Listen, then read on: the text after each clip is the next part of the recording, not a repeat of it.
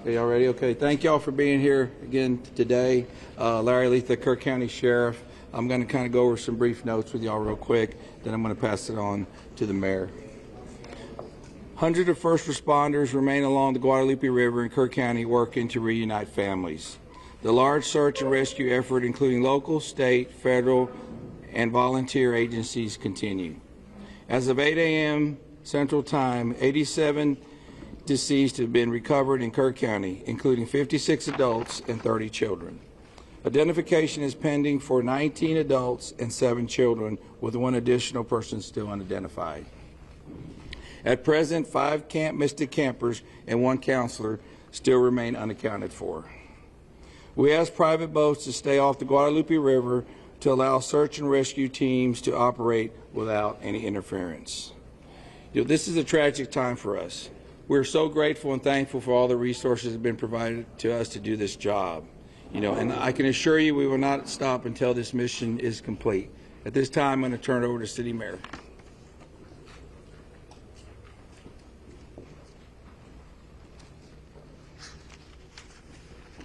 Thank you for being here. I'm Joe Herring, Jr. I'm Mayor of the City of Kerrville.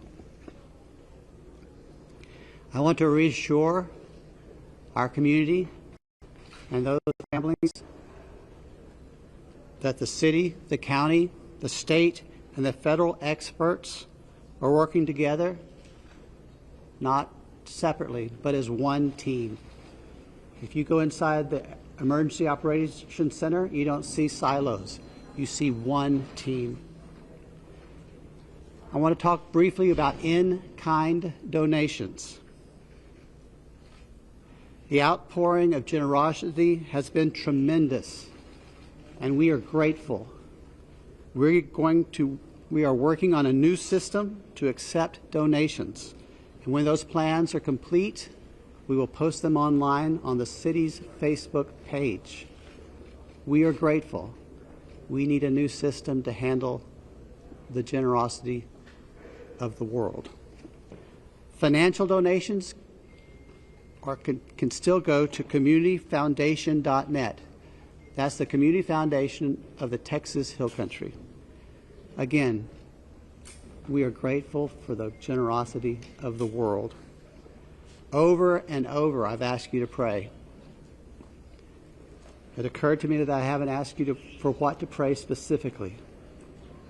Please pray for those who mourn, for those who wait, and for those who help. Now I'd like to call on Lieutenant Colonel Ben Baker.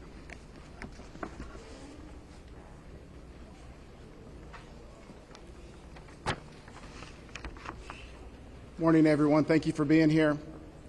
My name is Ben Baker, Lieutenant Colonel for Texas Game Wardens. I'd like to start out by thanking the Mayor, Sheriff, Chief, our local state partners, Texas Department of Public Safety, and the many others that have responded to this tragic event. We as Texas are strong, and together we face adversity. Your Texas Game Wardens responded in the early mornings of Friday to this tragic event, along with many other local and state partners. Since the early mornings of Friday, your Texas Gamers have had over 300 game wardens in the area, serving the people of the state of Texas and the citizens of Kerr County. Among that, we've searched 26 river miles since the tragic event has started. We've had approximately 444 rescues, 30 recoveries. Some of our resources and assets we have dedicated to this tragic event include 2 helicopters with hoist teams, 12 drone teams, 10 K-9 units, 9 swiftwater boat crews, 15 airboats, 16 UTVs, and 169 four-wheel drive vehicles. Your Texas Game Wardens will remain here in serving the community. We just ask you to continue to pray for the victims, for the families, for your first responders, for everyone involved.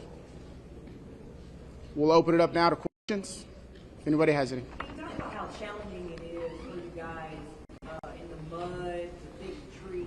What's it been like the different terrain? No, thank you for that question. Extremely challenging. You know, we've got, of course, your Texas game wardens out there, your local, your state partners, Texas Task Force 1. We've got the National Forest Service out there. We've got A&M Forest Service. We've got numerous responders with specialized capabilities where we've got these large pile of debris. And with our canines and you know, when we're trying to make these recoveries, these large piles can be very obstructive. And to get deep into these piles is very hazardous.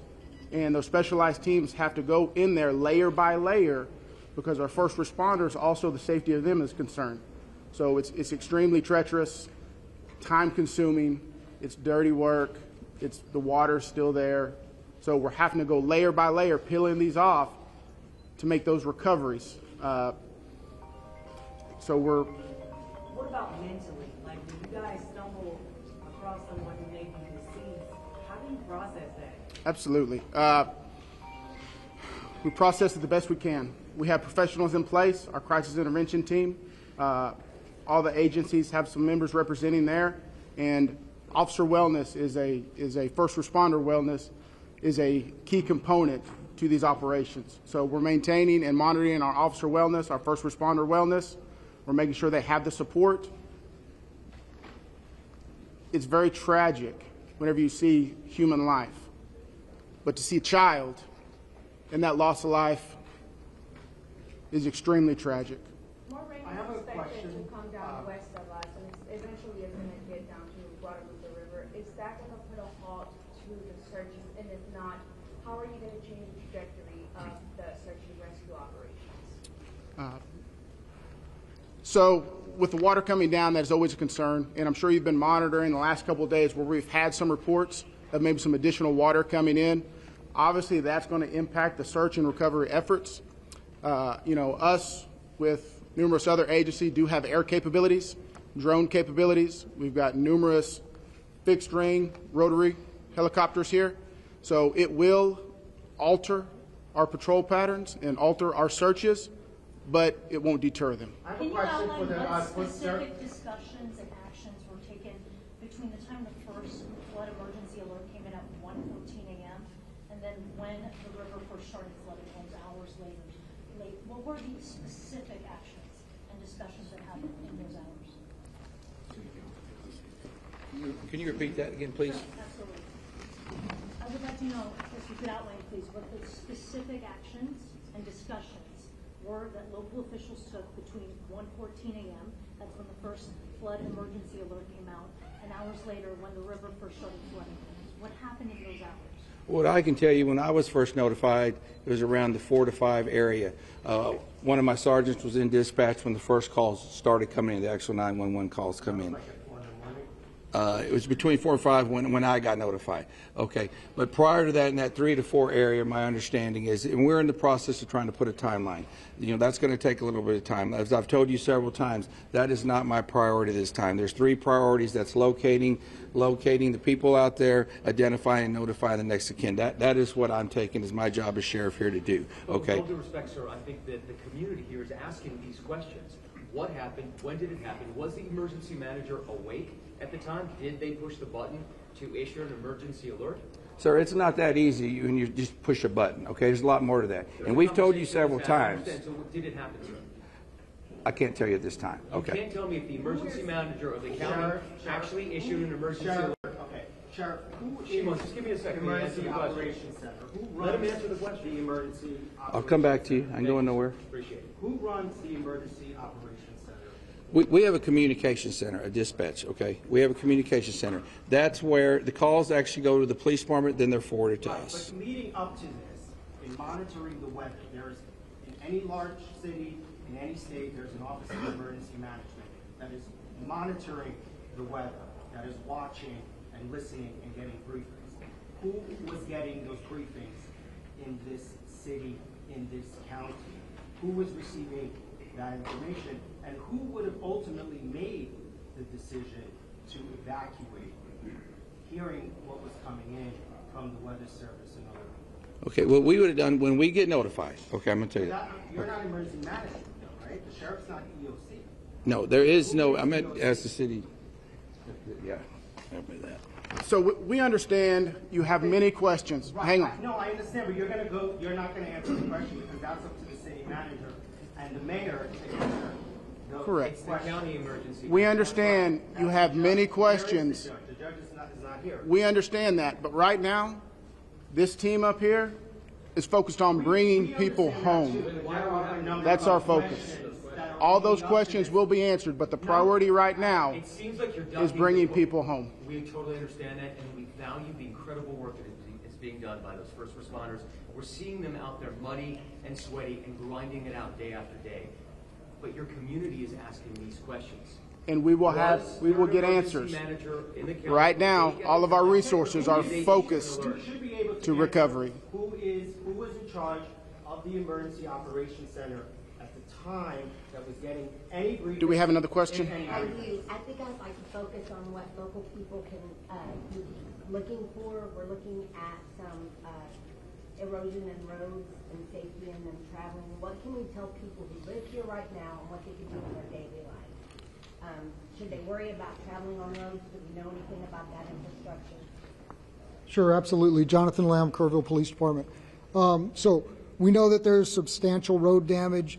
Some roads have been closed for safety. We've got crews out there in the county shoring them up and making sure that people can travel to and from. What we're asking for the public to do to assist us is if they believe that they have seen someone, a victim, notify emergency services. Call 911, let us know, or use our non-emergency numbers, area code 830-257-8181. Contact our dispatch team and we will send officers out there. We also ask folks to limit their travel. Our first responders have had a very difficult time getting to where they need to go because of the amount of people who are flooding our roadways. We understand there's natural curiosity. People want to come here and see the flood damage. Now is not the time for sightseeing. This operation is ongoing and continuous, and it will continue. I've got time for one more question.